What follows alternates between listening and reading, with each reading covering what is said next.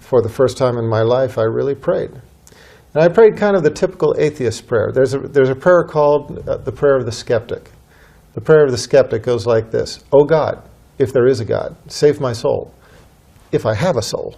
Yeah. Okay, that's the prayer of the skeptic. And most atheists, when they pray in this way. They say, "Oh God, if you are there," you know, because they're not quite sure. And that's basically what I prayed. I just said, "Oh God, if you're there, I don't know if you're there or not, but if you are, I need help." And I made a promise to my Creator on that day. I promised that if He would save the life of my child,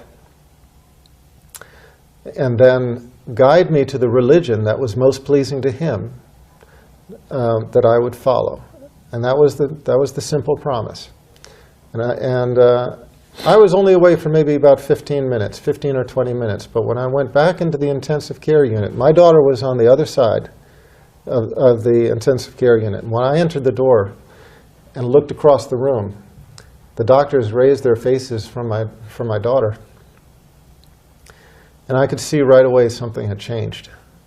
Their faces were mystified, as if they didn't really understand what was going on, maybe a little bit shocked.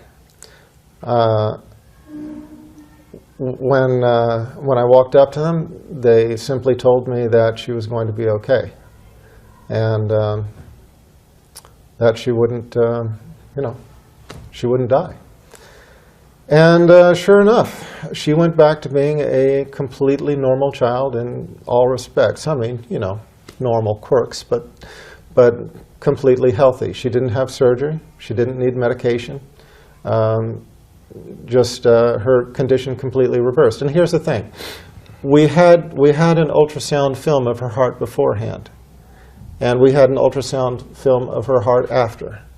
And before, she had the problem I told you about. After, it was completely gone, stone cold normal. And the doctors, I remember the doctors sort of went through an explanation, trying to make sense of it to me, trying to make sense of it to themselves.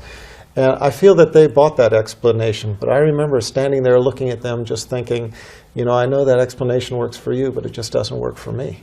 And I prayed this prayer. And I just have to believe that this was the hand of my Creator.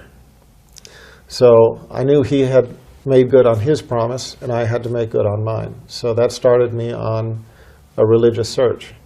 And I thought I would find the truth in Christianity. I studied Judaism first. That led me to